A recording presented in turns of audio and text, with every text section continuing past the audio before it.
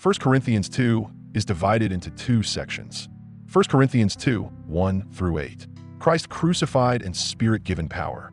Paul came without rhetorical display, determined to know Jesus, Christ crucified, and relying on the Spirit's power rather than persuasive wisdom. Here, verse 5 deserve a closer look, so that your faith might not rest on human wisdom, but on God's power.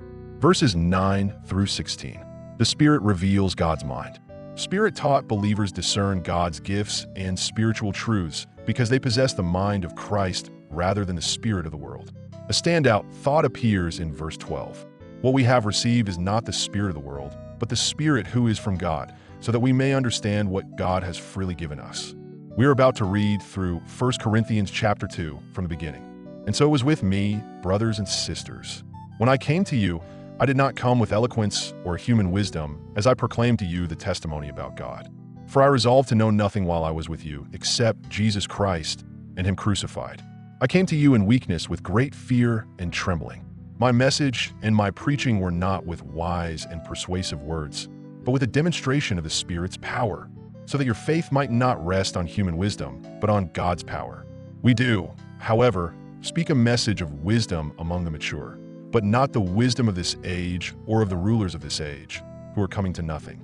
No, we declare God's wisdom, a mystery that has been hidden and that God destined for our glory before time began. None of the rulers of this age understood it, for if they had, they would not have crucified the Lord of glory. However, as it is written, what no eye has seen, what no ear has heard, and what no human mind has conceived, the things God has prepared for those who love Him. These are the things God has revealed to us by His Spirit. The Spirit searches all things, even the deep things of God. For who knows a person's thoughts except their own spirit within them? In the same way, no one knows the thoughts of God except the Spirit of God. What we have received is not the spirit of the world, but the Spirit who is from God, so that we may understand what God has freely given us. This is what we speak, not in words taught us by human wisdom, but in words taught by the Spirit, explaining spiritual realities with Spirit-taught words. The person without the Spirit does not accept the things that come from the Spirit of God, but considers them foolishness and cannot understand them because they are discerned only through the Spirit.